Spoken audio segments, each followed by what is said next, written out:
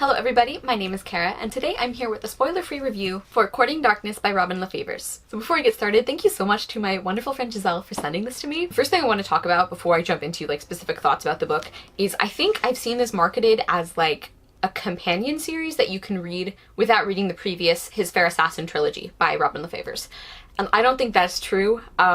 I really don't think that's true. I do love and highly recommend that trilogy though, so it's not like you have to push yourself through some mediocre books in order to get to this one. I did really like that series too, but I just think that this is being mismarketed a little bit because I read this and like I said, I have read the other three books, and even having read that, I still it still took me a little bit to kind of adjust to the politics of this world. There were a couple of times where I had trouble remembering which side a character was on or who was fighting whom and things like that. I think that it would have been really confusing if you hadn't read the previous series. I actually know a couple of people who jumped into this one thinking that they could start it without reading the other books like they were told, and who just had to stop because they were so confused and they knew they would have to come back to it later after reading the other books. So I just want to give that kind of mention. But if you are trying to decide if this whole expanded series is for you, I am going to give a couple of general things I enjoyed about the books so that you can kind of decide if you would like to invest your time in the whole kind of extended world. So the premise of this series is that there are these assassin nuns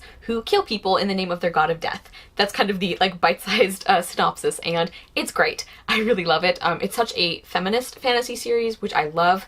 There's a huge emphasis on female friendship and women supporting each other. And even though there are some female characters who are obviously not good, who are villains or who are antagonists or who are just unpleasant characters. I really like that overall this is a series that really focuses on bonds between women, and I think that's really beautiful and well done. And I also love that these women are strong in such different ways. They're not, even though they are assassins, they're not all the cookie cutter kind of strong character where it's I can stab 16 people, therefore I'm a strong woman. I like that there is variation there. There are some of these women who are strong because of their character, because they have gone through so much, and they have had bad things happen to them, but they have still survived. There are all these different kinds of quieter strength in addition to the more physical strength, and I really like that. There is also a romantic element in these books, in all of the ones in the series so far, and I enjoyed that. I don't think personally it took over the story too much. I think depending on your particular tastes, there might be some romances you enjoy more than others. Personally, my favorite of the original trilogy was the first one, even though I know a lot of people prefer the second book, and objectively, I can admit it's probably better developed, but there was just something about the first book's romance that really got to me, that I really loved. So if you like romance in your books, I think you would probably enjoy the way this blends romance and historical fantasy. But if you're not a romance person, I don't necessarily think that should turn you off the series completely. I do think that the first book, Grave Mercy, is the most romantic of the four that I have read so far. Another thing I want to mention is that all of the books are companion books. In this book we follow one character from the main trilogy and one new character, but the other three we all follow a different female protagonist, and I actually really liked that. And they definitely all connect though. I would definitely recommend reading that series in publication order because you really kind of need to in order to get not just character development between books, but also the politics and plot of the world. And that's another thing, is that these are definitely more political fantasies. So I think if you don't like that, you probably wouldn't enjoy this series, because there is quite a bit about the Brittany versus France conflict, which I actually enjoyed because it's not a time period and a setting that there's a lot of literature about, so I liked that. Like I said, there were a couple of times where I got a little confused about who was who and what was going on, but overall I do think you can follow along pretty well. And I think even if you can't track exactly which every single minor character is, I think you can still get the overall kind of political landscape of these books. Okay, so that is kind of my general spoiler-free review for the whole series, and now I'm going to get into my spoiler-free reviews for specifically this book, Courting Darkness. This will potentially contain spoilers for the previous series, so if you haven't read that yet, you should probably leave now and come back after you've read those, but let's get into this book. So we have switching POVs in this book, and I actually think that worked really well. So we follow Sabella from the first trilogy, and a new character named Genevieve, who's a mole, basically, has been planted by the convent, and we follow these two women as they work towards similar goals, but separated by distance. Something I really want to mention is that they don't actually meet in this book at all. I think if you go in knowing that, you'll be okay. I knew that their paths wouldn't cross in this book. I had been forewarned of that, so I wasn't disappointed when that didn't happen. But yeah, it's generally in these kind of split split stories that are like coming together, you would see them intersect, and you don't in this one, so just be aware of that.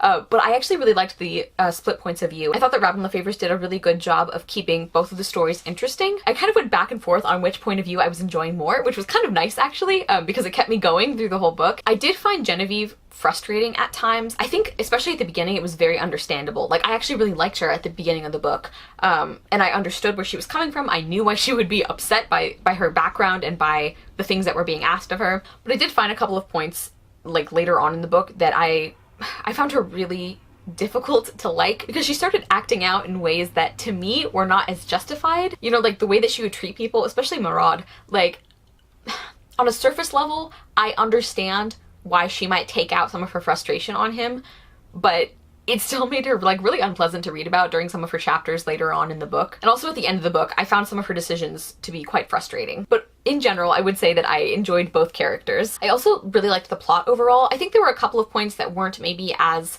There were a couple of reveals that weren't as shocking as they were maybe supposed to be, but I think overall I did still like kind of the movement of the story and how we really saw the aftermath of the events of the original trilogy, how this has affected Brittany and the characters, and like we're really getting to see the consequences for people's decisions, and I thought that was done really well. As I mentioned in the earlier part of this video, I did find some of the politics to be a little overwhelming at times, just because I realized it had been a while since I had read the third book, so I was kind of struggling to remember a couple of key components of the like different factions in this book, but I eventually caught on and really enjoyed that. I do want to mention, I feel like there's a consent issue that has not been addressed in these books yet, and that is like, if you've read the original trilogy, you know, at the end of the third book where they shoot the King of France with Arduina's arrow, I think it is, and it essentially force him to fall in love with the Duchess, and like that's how they save Brittany, is through a marriage contract and everything.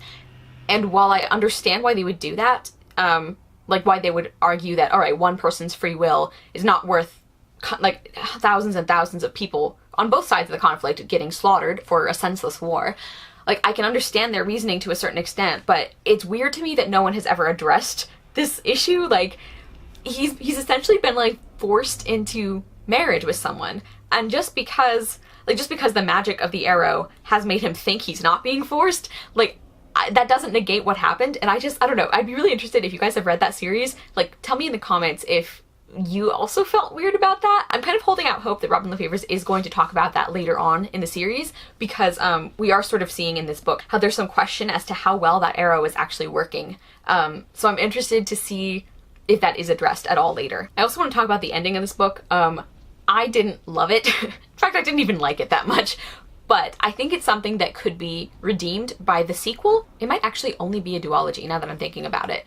But yeah, I had some issues with how this book ended. Not the like cliffhanger aspect, but like some of the choices that these characters made, especially Genevieve, I'm like, why? Why did you do this? But like I said, I think that could be remedied in the next book. So I still ended up giving the book 4 stars, even though, like I said, like the ending and Genevieve especially had some kind of mixed feelings about that aspect of it. So overall, I did really enjoy Courting Darkness. I'm very excited to read the second book when it comes out. Like I said, I gave this 4 stars, and I would probably rank it, I think I would rank it tied with Dark Triumph, the second in the series.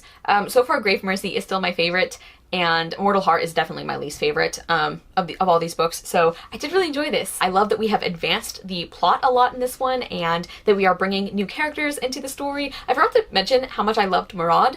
I really, really enjoyed him. And actually one of the things I found frustrating about Genevieve is the way that she treated him at some points. There were a couple of things she did to him that I really didn't like, and that I don't think were completely explained by her circumstances and by what she was planning to do with him and like manipulate him and everything. And actually what made me realize that I didn't like it was the realization that if this were a male character doing this to a female character, I would be furious. And once I realized that, I was like, that's why I've been feeling uneasy about this, is because it's not okay. And just because we're seeing a woman do it to a man does not make it okay or like more acceptable. And also, just to be clear, it wasn't like, that wasn't a consent issue or anything, it was something else. So let me know if you guys have read Courting Darkness, what you thought of it, or if you're planning to pick it up. I hope this review was helpful for you if you're deciding whether to continue the books, like the sequel series, I guess.